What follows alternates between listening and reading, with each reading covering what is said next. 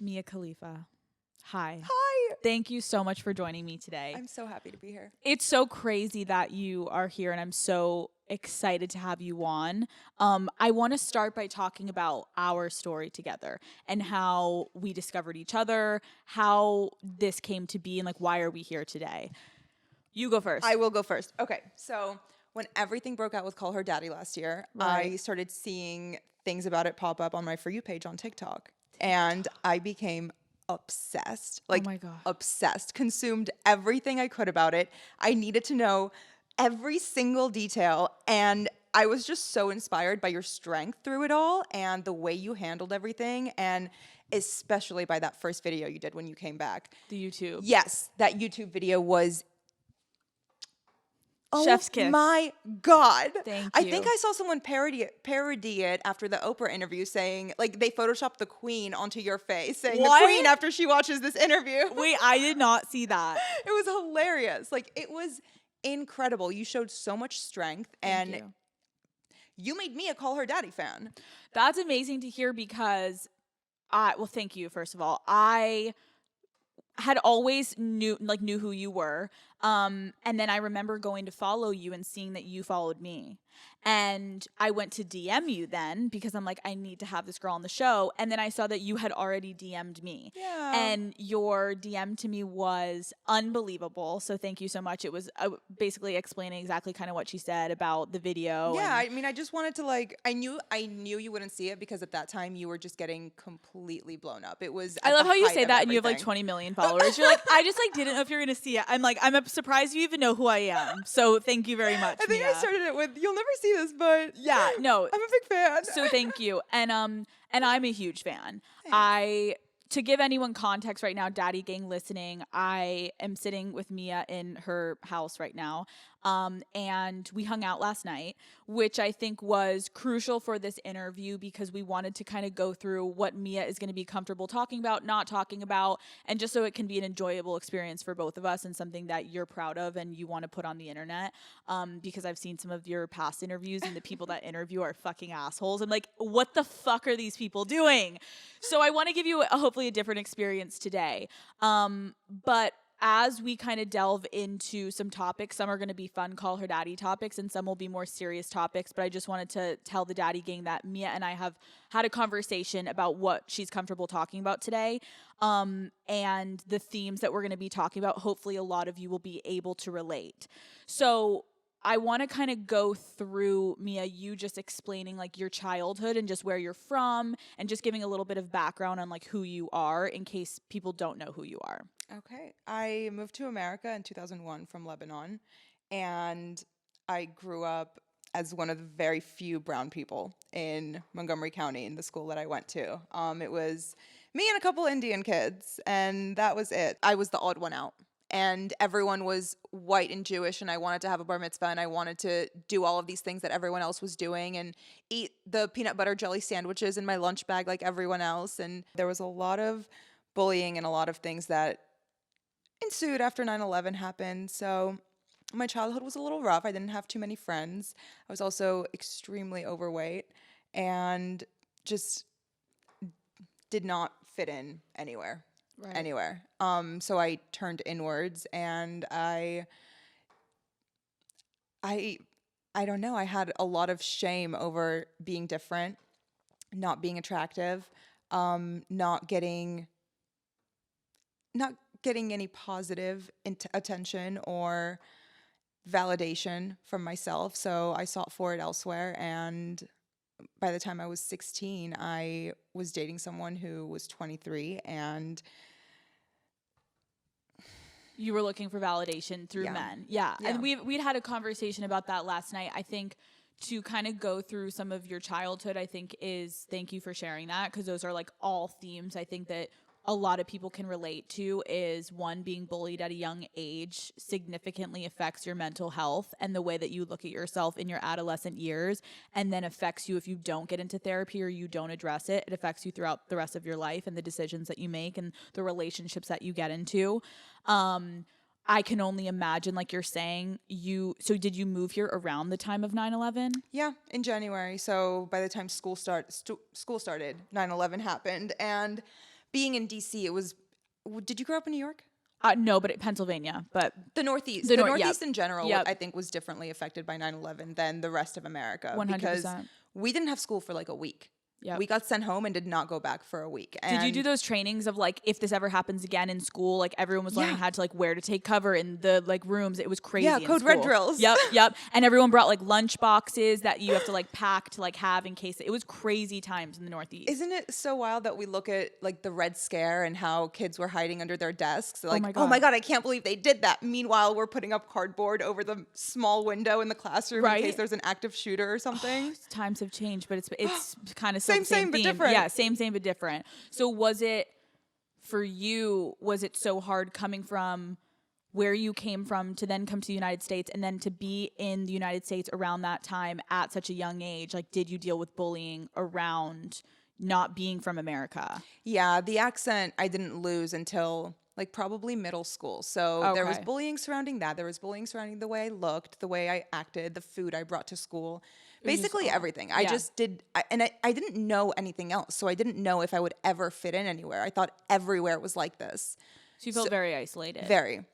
So you said you grew up sort of from like not a military background, but you did go to military school, Yeah, etc. for high school. So you were kind of on like I wouldn't say like a straight and narrow path, but you definitely were not living in a way that like your eyes were on you, your parents not were strict, but like you're going to military school, Yeah.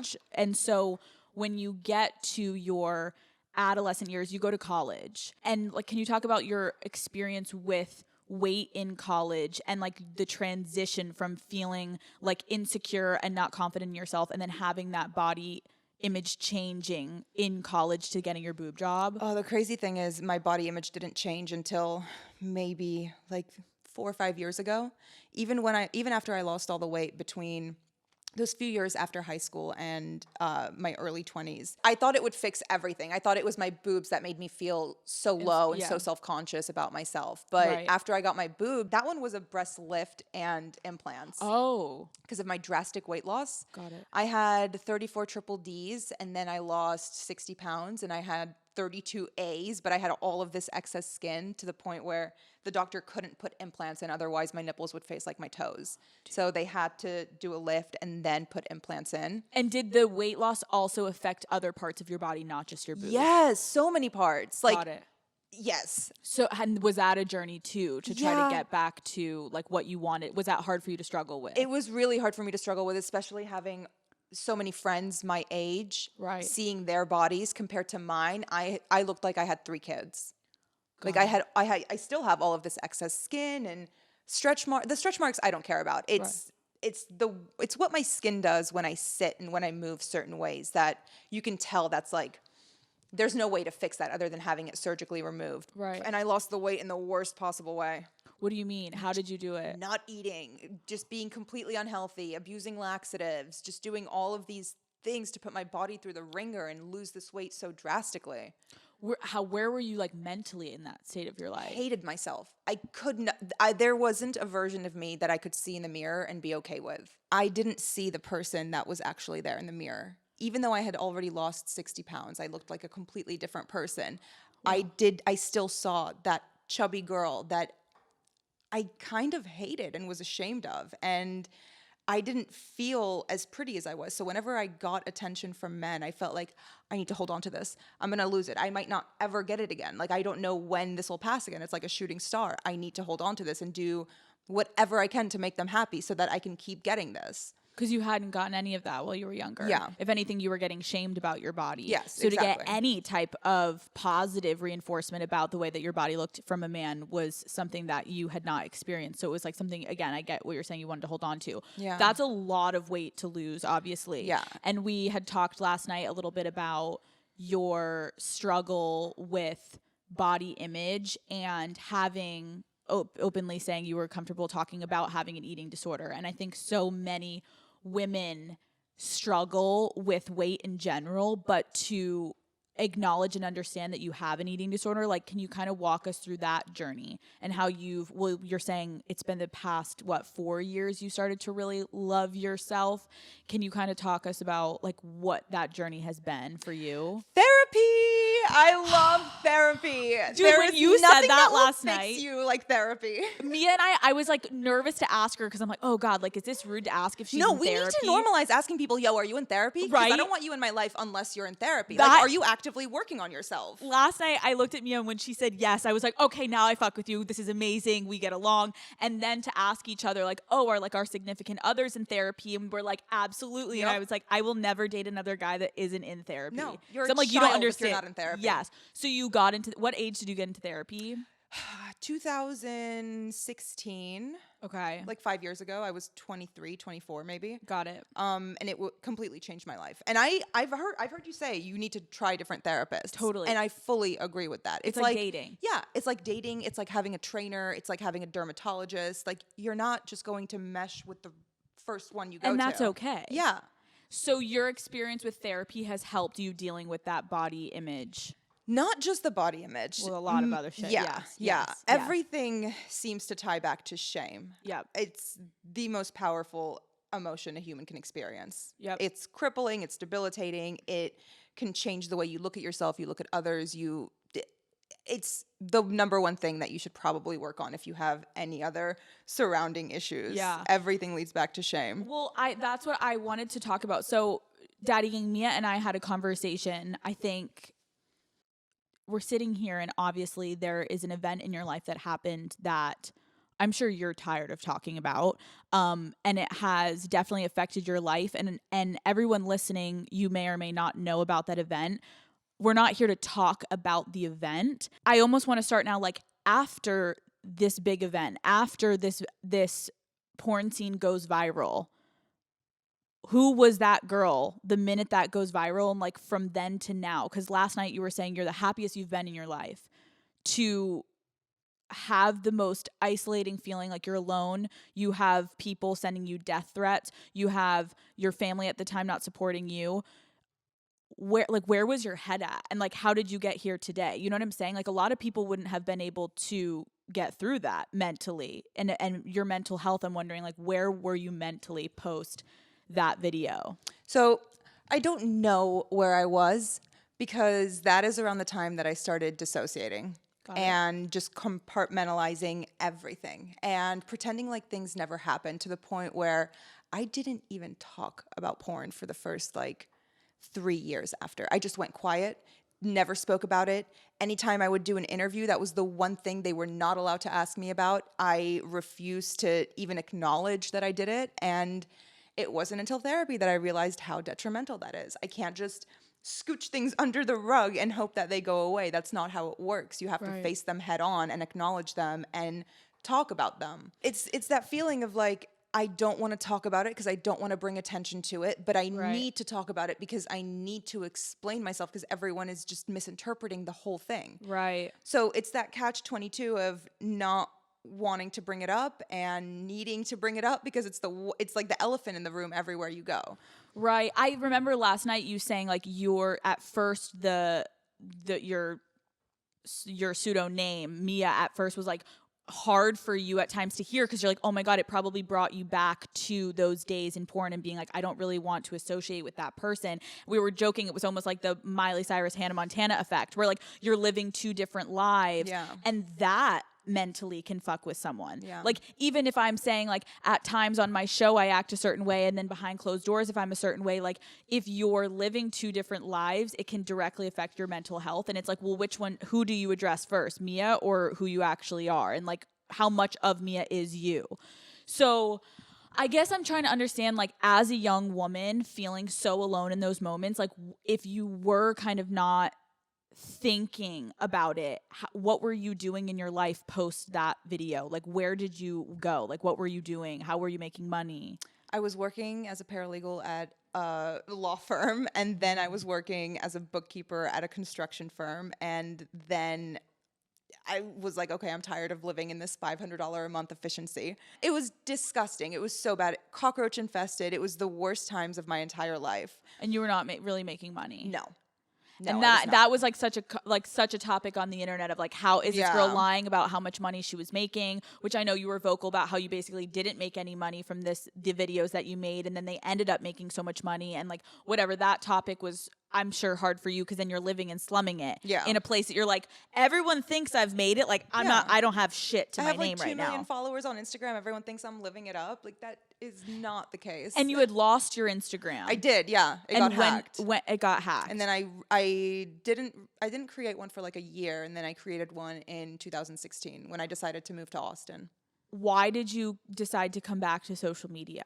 Because I knew at that point there is no turning back. Everyone knows who I am. Right. I can't work anywhere. That's why I left the law firm job. It was very uncomfortable for me to work there. Well, actually, the company dissolved, but I was very uncomfortable working there. Can you explain that experience? Yeah, it's very weird to go into a job interview thinking, oh, I'm just going to go back to normal life, and having the interviewer ask you if you did porn. Right. There is nothing. Oh, do you think they're asking you that because they knew? Yes. Yeah, they Got recognized me. And I went to a couple interviews where some comments were made, and then I finally got a job at the law firm, and then I got a job working for a friend's company at the construction firm, and then I just realized You feel uncomfortable. I feel uncomfortable everywhere I go. Like, I can't be sent into the field. They have to be careful about who they let in the office because some subcontractors are creepy. Like, Right. I started to feel like a burden on the person who was taking a chance on me and giving me a job.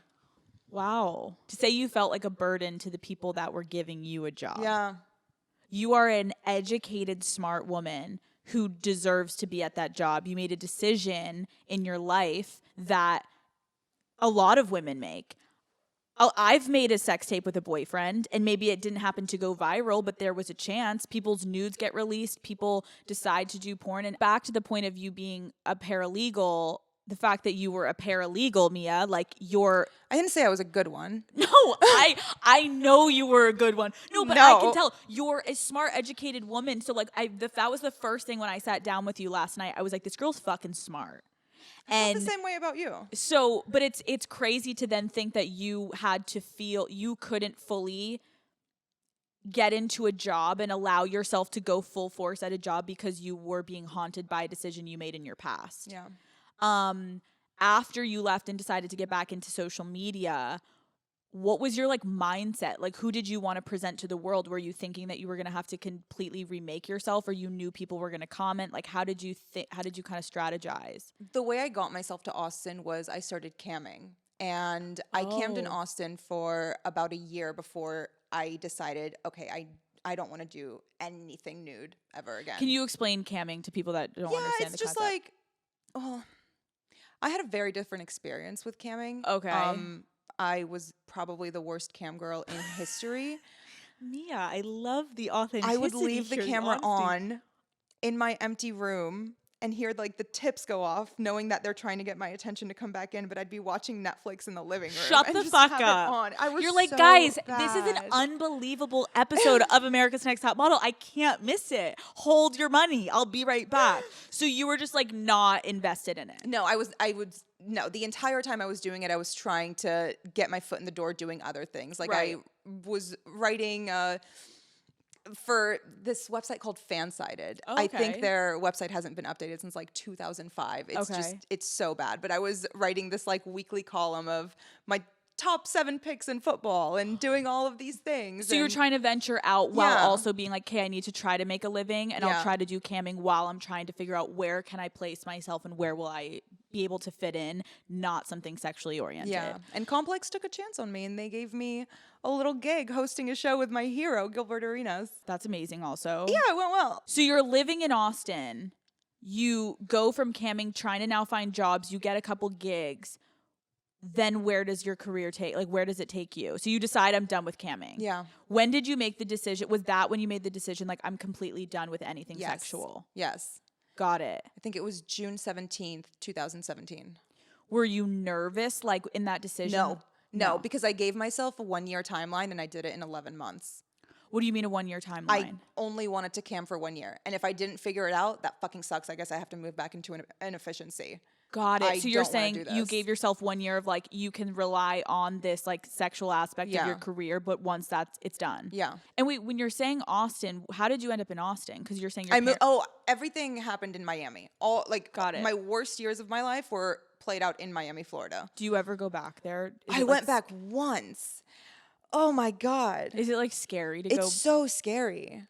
It also changes very fast. Right. I felt like, I mean, I only lived in Miami for 3 years, but I felt like an outsider going back. Right. And it must be like kind of like PTSD a little. Yes, yes. I'm very sensitive to number one, smells, and number two, places. Right. So anytime I drive by a place where like something happened or like I have a memory It's there. like a visual trigger. Yes, very. So being That's- back in Miami was like, oh God, there was streets I couldn't drive down. There was places I couldn't go to, food I couldn't order. We said we're going to keep it vague, but toxic, manipulative relationships and men in your life, what do you think was like the reason you got into them and how did you get out of them? I got into them because I didn't think highly of myself. Right. I thought that that was the best that I deserved. And even more than that, I thought, let me overextend myself and over deliver and just do everything to the extreme to keep this person happy because they are the best that I can do. Right. I can't do any better. How did you get out of like one of your most toxic relationships? My most toxic one I actually got out of around the same exact time that I got out of porn because I came to the realization that these two things correlate. Right. And I would not be here if it wasn't for the other thing. So recognizing that made me grow pretty fast because it made me realize a bunch of other things about myself and the decisions I make. But I think the most that I took away from it was I have not been thinking for myself, and I have been making decisions with other people's best interest in mind, not my own. I've been trying to please people who aren't worthy of that instead of taking care of myself and standing up for myself. Dude, that's so profound too, because when I think back to our conversation last night of you saying it went hand in hand with deciding you were done with porn, deciding you were done with a relationship, the way that you've spoken prior to like about that effect it had on your life, it also makes sense then like how you almost probably felt like so out of control of like wait and I feel like everyone may have those moments in your life where you go a little too far, like you're dating the bad boy for a little too long and then you're in jail, right? And literally, and then you're in jail, or you wake up and you're like, oh God, like I've been partying too hard and now I'm in jail, or I got a DUI. And like you went after the video came out, how long after did it take you to be like, what am I doing? It took a month or two. Yeah. It took long enough for me to realize I'm being put in danger. Yeah. I'm just going along with what people want to do, and I'm putting myself in danger. Like, these aren't shackles. I don't have to be here. No one can force me to do this if I don't want to. And as soon as I realized that, I knew I could get out. But do you feel like the minute you knew you get out, and I guess that's where it almost goes then to what we had been talking about your job, like a lot of girls I feel like don't get out of it regardless of whether it's porn or a bad relationship, or maybe you're not happy where you are in your life at like a job or college, like the concept of getting out of something when you're so deeply, not only deeply ingrained, but then in your situation to the extreme of like, can I get out? Yeah. Where am I going if I get out? Into an efficiency in North Miami. You're moving into the cockroach infested efficiency. That's how you get out. Right. And so then you're like, so that's what I'm trying to understand. Like as you were 21. Yeah.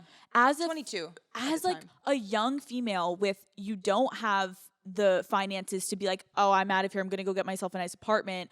A lot of girls usually cling to bad relationships, or in your case, stay in something because they're like, I have nothing else. How low mentally you had to have been to then how strong you were to be like, as low as I am, I can't stay here. Yeah. Did you ever think once you went to the efficiency to be like, should I just go back? No. You didn't? No. And I did absolutely nothing for a year. I didn't decide it wasn't even maybe I should go back. It was more so like I rationalized what camming was, and I knew that I could do it from a place where I felt safe. I could do it from my home. I don't need to see anyone or interact with anyone, and I can do what I want to do. Right. So I rationalized that as this is the best decision I can make for myself in my life right now. Now, I made the decision in a bad way. I could have completely done it on my own, but instead I went back to a place I should not have and worked for them. Got it. People that you'd known prior. And that was my biggest mistake.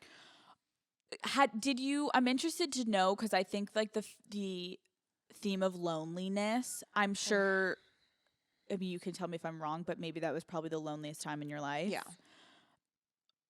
Did you have any friends that, like, girlfriends at the time, or were you so isolated? I was so isolated. I had no one but the guy I was dating at the time. And even then, my only friends were his friends. So I had no women. I had no girlfriends. I didn't really speak to anyone from back home. Right. My family wasn't talking to me. I just had these two dogs. I've had these two dogs since I was 18, 19. Do you understand how that sounds? Like, I'm trying to, I have so much respect for you, because I'm like, you decide to leave the porn industry. Your family is not in your life at that point. You have a boyfriend that wasn't obviously the best decision, you're also saying. So, like, you're alone.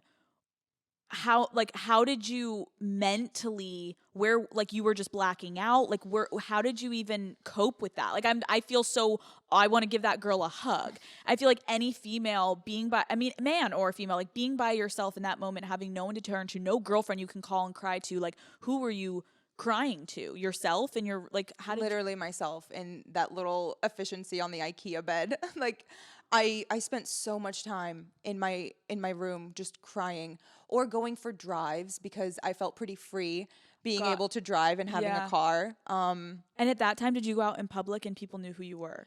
That was one of the things that made me feel even more isolated. I was so scared of going out in public because I was alone most of the time. I saw my boyfriend Saturday, Sunday. That was it. If I saw him that week, but I was alone most of the time. I was scared to go to the grocery store. I was scared to go do laundry. I was scared to go do anything that required me getting out of the confines of either a car or my four walls, because I had already been at that point followed to my car. Death threats, rape threats, everything you can think of. Like, thinking at the time being banned from my home country, like them literally saying you are not welcome back on our soil. Like, all of these things that made me feel like no one knows what I'm going through, and I don't want to tell anyone, because I don't feel like the people I do talk to about it will be able to fathom what I mean when I say I feel alone.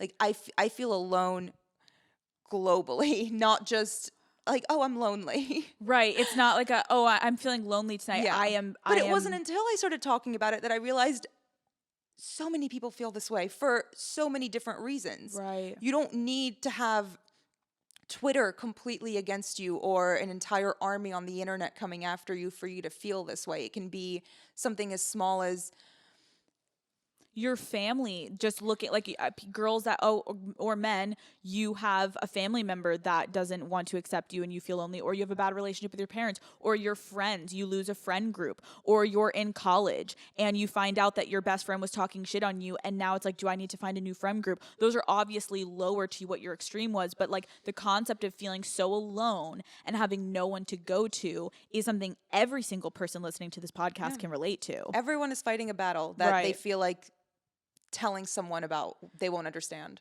When I guess it's just fascinating to me, you being in that low place, because like I said, I have so much respect, like how we're now sitting in this amazing house. Like, what do you have anything you remember other than those drives are amazing that you're saying you took?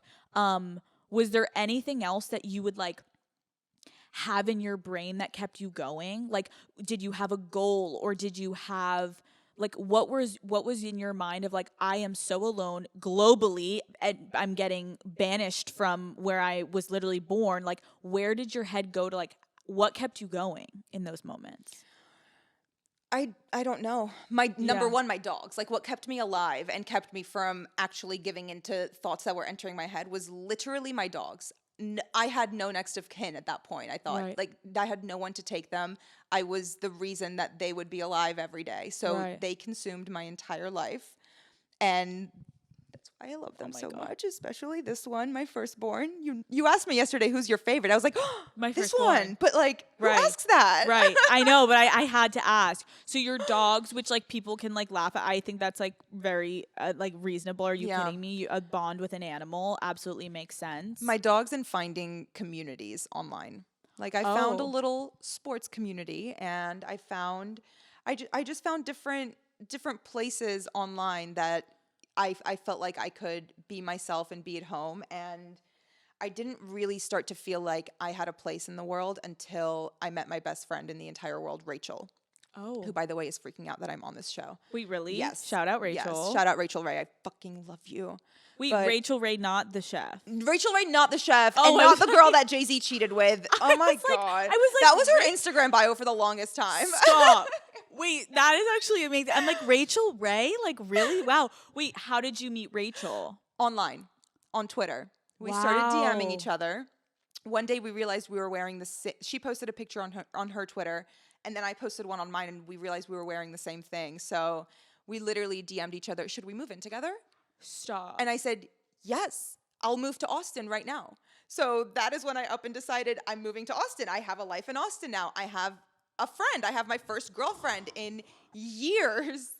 Wait, that's so interesting because I'm going back to social media for a lot of people is the antithesis of everything. They're like, I hate it so much, it makes me feel small. At that point, it was your escape Completely. because you didn't have to leave your It house. felt weird saying social media was my escape because But- social media was probably It's like the the internet. spawn Yeah, of the- most of my pain. Right. But- But in the beginning when dude, the fact that you couldn't go outside and you felt so unsafe. Was it also safety, but was it also like not I don't know if it's the word paranoia, but like has that man watched my video? Like is he staring at me through my 100%. clothes type shit? My anxiety would completely take over, and I couldn't look anyone in the eyes without wondering, oh my God, do they know? Right. Do they know? Have they? Yeah, those thoughts.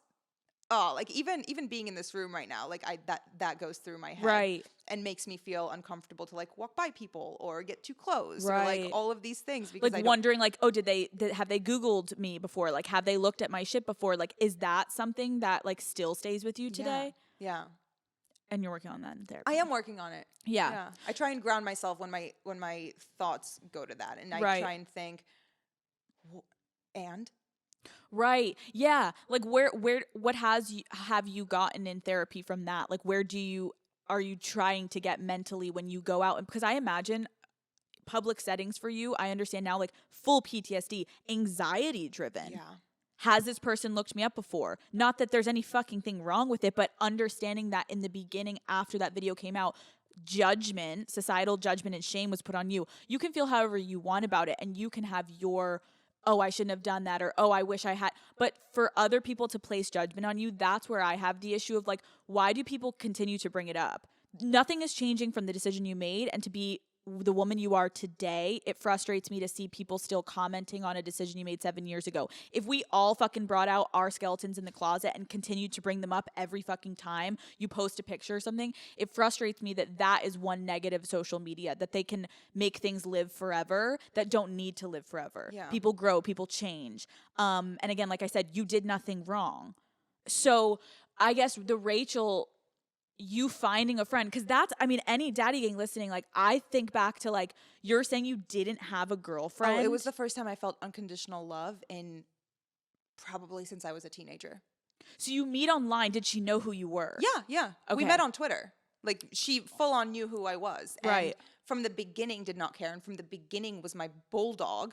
And she was the only reason I was able to go out and enjoy things in Austin. Because Wow. for the first time in my life, I felt like I have someone in my corner if like something happens or if someone comes up to me and tries to do something or say something. Right. Because prior to that, you had been fully alone, and then any man in your life was also had a hidden agenda. So Yes. trust also issues must Yes. be huge for you. She really helped me rebuild my trust in people in general. And I think that if it wasn't for her, I wouldn't be in a place in my life where I could have someone who deserved me. Right. That's interesting. I think like it's so crazy because friendship is so underrated, because I feel like a lot of time on the podcast I'll talk about like who is your significant other. Yeah. And half the time you couldn't maybe have gotten to a place to have a significant other had you not found Rachel first. Yep. Because Rachel was showing you unconditional love, and I'm sure the relationship and the dynamic between you and men was so threatening to you mentally at the time from what you had just gone through. So then to have a female in your life, maybe that was like the best opportunity for you to like start to put your toe in the water of like, can I trust people now? Yeah. Let's talk a little bit about with regard to your relationships. I know you had mentioned that you had a very toxic relationship that was you were young and whatever, and you felt like it was very strange, imbalanced relationship of him being older, you being younger. I've been in 3 relationships in my life, including me and my husband right now. Got it. The first relationship I was ever in was the most naive facade of a relationship you could ever imagine. I don't even want to call it a relationship because I got married 4 days after my 18th birthday. Yeah, if a guy ever says you're mature for your age, fucking run. Run the other way and call the police probably, just to be safe. Right, just to be safe, just double. Oh, so someone used to say to you, you're mature for your age. Oh my God, yeah. That is I'm too old for you, but I'm not cool enough for any girls my age, like the motto. Belittling of you. Yeah, no, Right. that is their motto. That's like what they wear on the patch that lets others know, hey, I'm a groomer. Right, like I'm going for younger girls. Yes. And you're so mature for being a younger girl. Yes. Oh, you're so mature for your age. You started dating when you were 16? Yes. Oh, that's fucking young as Yeah, shit. it was So you very kind of were young. like unaware even of really what you were doing. Like And then I was immediately thrown into the wife role and I need to please him, keep him, like do all of these things to not make him lose attention or to not make him lose his focus on me. Right, his interest, yeah. Yes, because I mean we talked about it yesterday. But do you think that was half in your head, half the way he was treating you, or was it fully by the way he was treating you, or do you think it was still in that self-validation, like I need him to love me, love me, love me? I think I was vulnerable enough to where everything that he tried went through like a hot knife and butter. Got it. It was just too easy because I was so low mentally. Yeah. I didn't see anything in myself. I didn't see anything special or worthy or important. And I let him tell me what I was worth. Dude, that's like a deep ass statement because we talked about that last night. I remember we were standing in the kitchen and we talked about how unhappy you are with yourself directly affects the partners you choose. Yeah. And that's why it's so important to have, you don't have to have a lot, but like friends around you. And that's probably why it was hard for you to get out of these things too, because like you said, you didn't have anyone to be like, hey, Mia. Yeah, I was like, so isolated. He moved me across the country and I was in a completely different time zone than everyone else I ever knew. I was in a new place every like couple years. It was insane. Do you have any advice for women that feel they are in because it's so fucking hard to see when it's toxic. Oh, yeah. And then the toxic becomes addicting and Yeah. you don't know how to then have a normal, healthy relationship. But do you have any advice for like how to get out? Like it's not easy, like, and it's a process. And I know friends and family members who have been in toxic situations that it's like, it's okay if it takes you a year to first start self-actualizing and having the conversation. Like, how would it look if I leave him? And how would this, and your safety and what's going to happen? Like there's so many things that go into leaving, but for you specifically using your own story, like how could you help younger women or women that are married right now? Who fucking knows how old you are, young you are? How did you personally be like, enough is enough? Like, what was that journey for you looking like to get out of a toxic situation in a relationship? Because I couldn't imagine going back to the way things were after I came to the realization of this is not me. This isn't what I want to do. And it'll be hard and scary. And I do not know what that road looks like at all. Right. I was fucking terrified, but I knew that I could not go back to that relationship because it would still be that same vicious cycle of his perverse thoughts and his fetishes and all of these things that I no longer wanted to be a part of or play into or placate or pretend like I had interest in. Right. Because at that point I realized you don't deserve me. I am better than you. Yes, bitch. Full judgment. Yes, bitch. I'm so much better than you. Yes. Oh my God, I want to like cry. But it's so hard to tell women like you're better than that. What you need is to... It's first working on yourself to even know what you need and who you are and what you're worth. Not just working on yourself, but talking to the people around you and not being stuck in that mindset of they're not going to understand if I tell them. they won't be able to comprehend the things that I'm going through. Yeah. Like, take that step. It's scary, but take that step and talk to people first. A relationship I wanted to talk to you about in the sense of like unconventional sex and things that, you know, there are some girls that are like, hey, like my boyfriend wants me to peg him. Is he gay? Like you've had sexual relationships or a sexual relationship where you were like, oh, this was different. Yes. And the process of how it transpired and how it unfolded and him explaining to you what he wanted. Can you explain that? Because I think we're not shaming anyone. It's almost like you want to explain the process of how it was presented to you. Yeah. And in an accepting way. Like we want to talk about it. It's Call Her Daddy. Like, can you explain what that dynamic was sexually? It was the most unconventional and eye-opening sexual dynamic I've ever been a part of. And I'm not going to say who the person was. You don't need to. But I do feel like it was very much a shared experience, and I was 50% of that. Great. And it then becomes one of my life experience as well. And I treasure it, and I'm still curious about it. Yeah. So I want to talk about it because I've never talked about it before. Yeah. I had a relationship with a guy who was very curious about being the woman in the relationship and dressing the part, acting the part, to the extent of me pegging him and me playing the part of the man. Yep. And it started very gradually, like early in the relationship, testing the waters with just my underwear, and then it extended into my lingerie, and then it extended into getting him his own lingerie and his size, and then it went into full-on wardrobe and outfit and shoes and wigs, like really good quality wigs. You're like, well, we're spending a lot on this. This is Oh my high God, quality I spent sex, like baby. $400 on a wig once. Holy shit. So and Mia, walk us through, because I remember you had said like, how did he first engage? Like, how did he first let you know that he was interested in this? Like, it was so minor, basic, right? It was it was like very small steps, right? And I think he at the same time was experimenting with it. Right. I don't think it was something that was... He was also, you're saying, like, coming to this in his own. Like, he had never fully gone through this. So we were very vocal with each other about what we wanted to try next and what he wanted to do next. And I just kind of was like... down.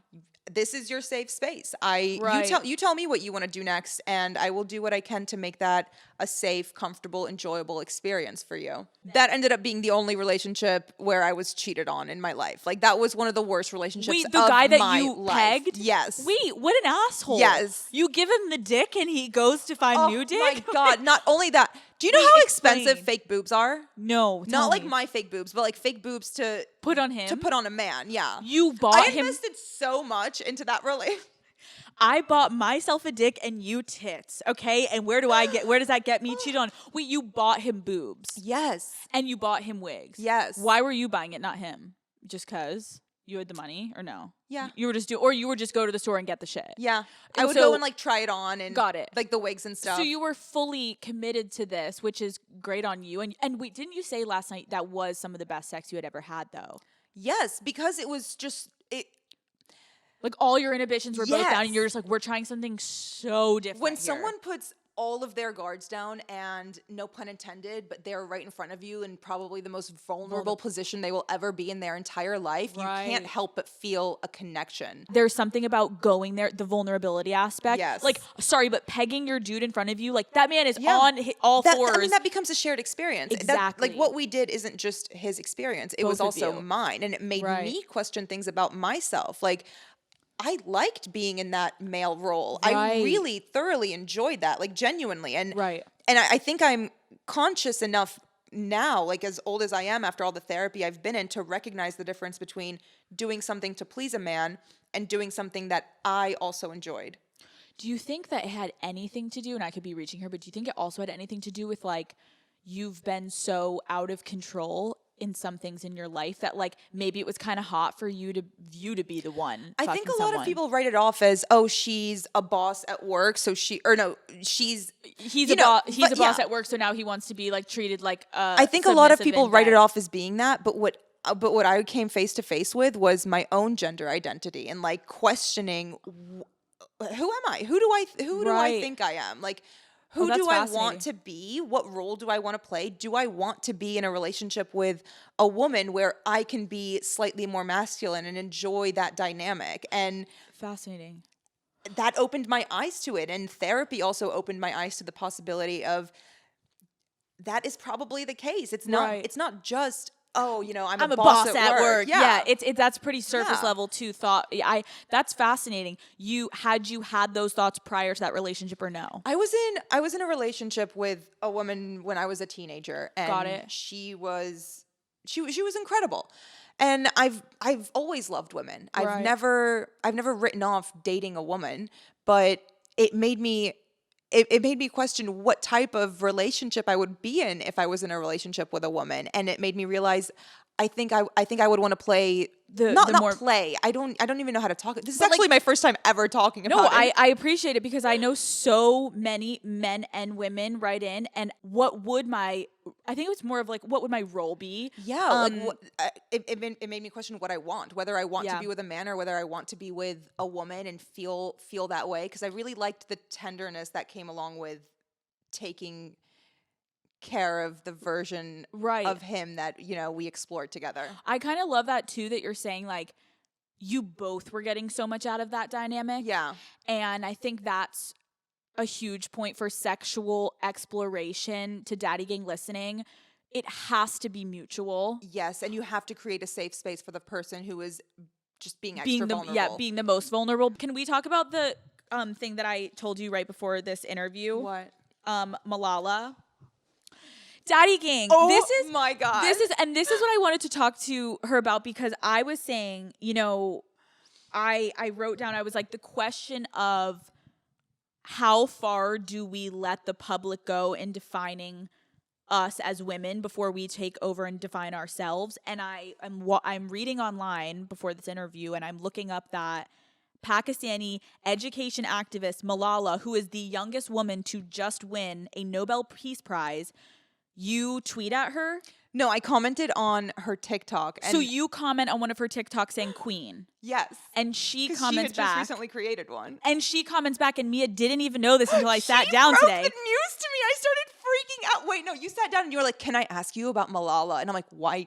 Why are we talking about Malala?" I'm like, because of the article I was just reading and how she commented back to you, and she's getting scrutinized on the internet. I think I got up, screamed, and ran for my phone. The article discusses how she commented back to you and said, "My bestie," and was getting scrutinized on the internet for having any type of relation with you, and it frustrated me in the sense that, like, why are we the relationship between the two of you and who you are as women, that says so much to me about that relationship. Why is this woman getting scrutinized for something that happened in your past 7 years ago? Yeah. Like, that makes no fucking sense to Yeah. me. And so I thought that article was profound in the sense of, like, people on the internet just want to bring up negative shit to bring up negative shit. Yep. You have two unbelievably educated women who are, yes, in their careers doing different things, but at the end of the day, the fact that she has respect for you and you have respect for her, and then there's people shitting on her for associating with you, like, how has that affected you mentally? Have you had issues with people not wanting to work with you, or like backlash? Like, explain that kind of. Yeah, I mean, I've been rejected from a lot of female hosted podcasts. Like, oh, not brand safe. Sorry.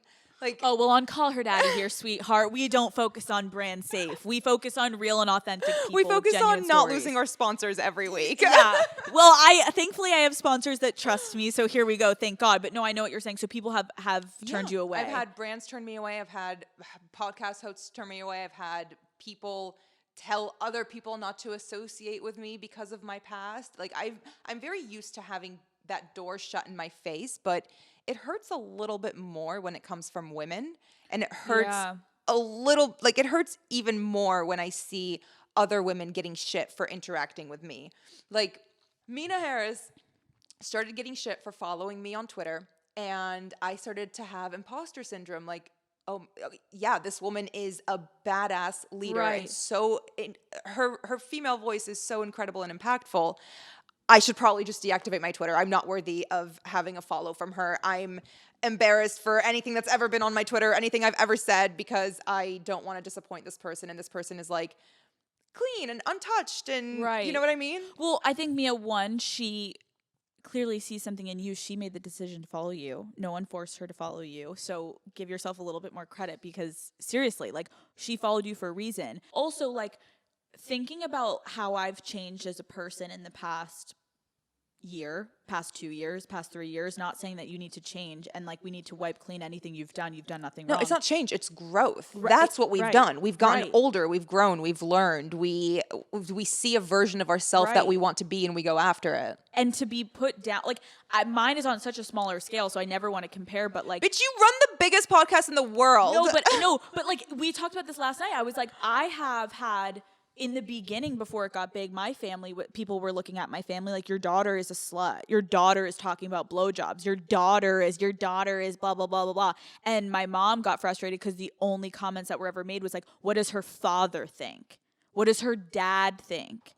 Yep. What is it about my dad? What's the difference? My mother birthed me. Oh my gosh. Why are they so focused on the daughter to father dynamic? And it's just because of societal stigma that people have put on, that the dad must be so disgraced that the daughter, and it's like, what the fuck? You just encapsulated Middle Eastern female issues in one fell swoop. Really? Yeah, that was insane. The first thing that an Arab woman gets asked is, what family are you from? Who's your father?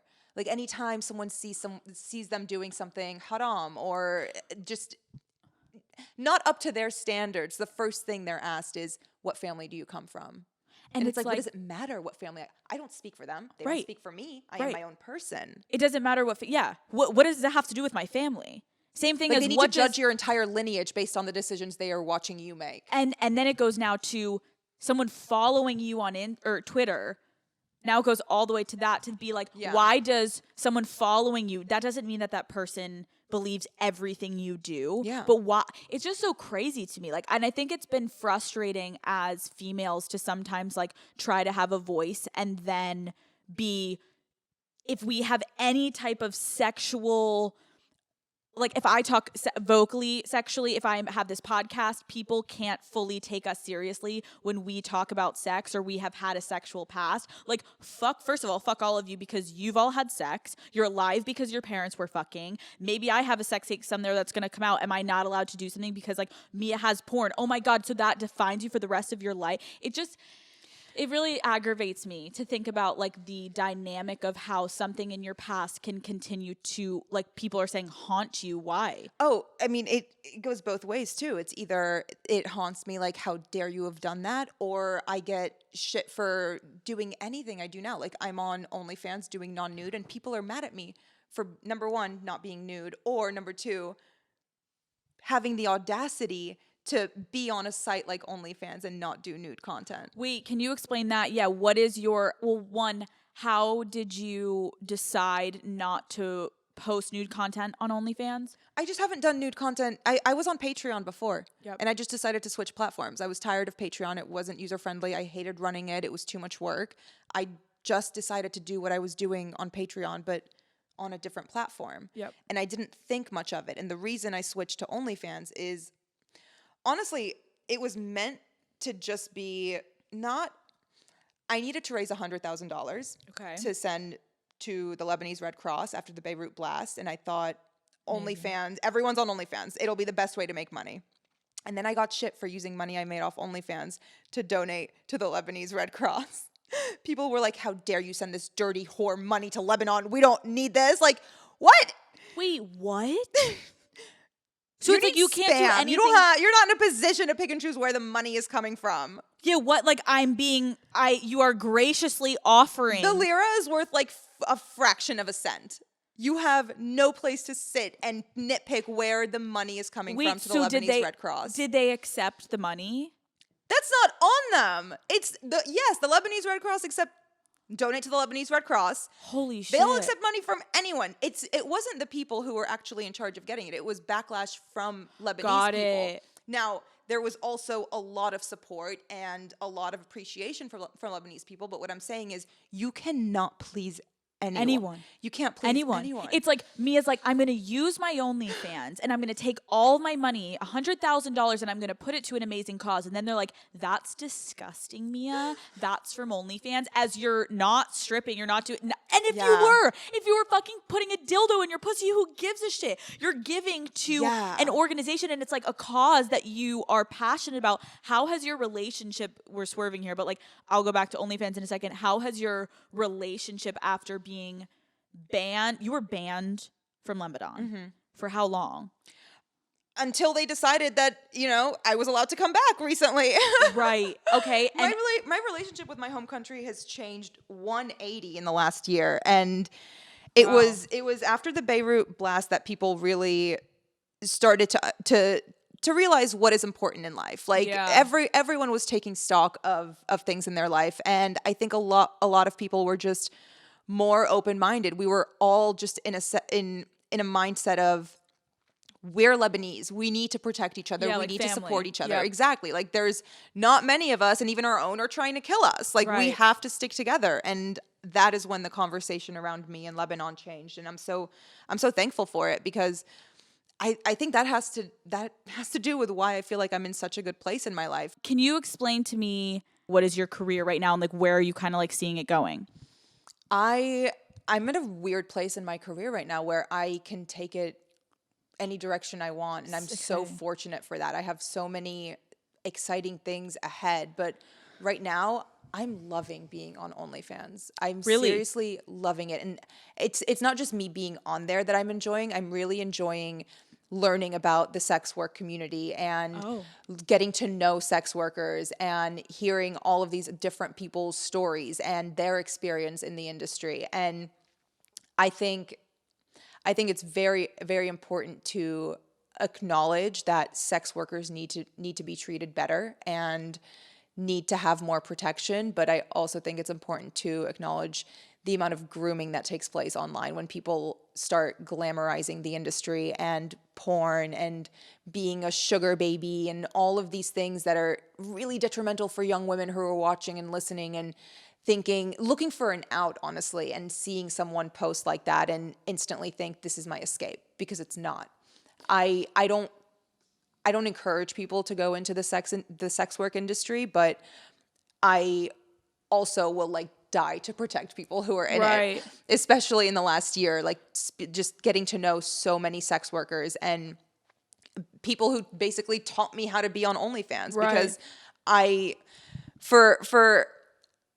for as much as I'm considered a sex worker, I know fucking nothing about the industry, and I want to learn, because I think it's irresponsible for me to be this quote unquote face of it, for better or worse, and not know what's going on with the people who are actually in the industry.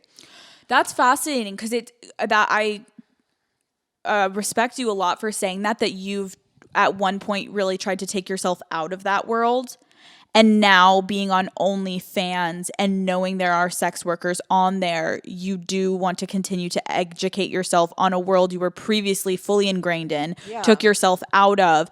And now I remember seeing you doing an interview, and you had said even just something as different as adjusting when say it's a porn company is handing a young girl a contract, kind of like what we were joking about in the perpetuity aspect. When you're handing a young girl a contract, just as simple as she's not allowed to sign it that day. Yeah. What about even just instilling that type of rule, just because, like you said, you're sitting there with men staring at you as you're about to sign this contract. The word perpetuity is on there. You don't know what it means, but they're staring at you, and you're feeling a little bit like, I guess I should just sign this because there's 3 men staring at me, and like I don't understand half of these words, and it's like embarrassing, and you don't feel like you just are like, I guess I should sign it.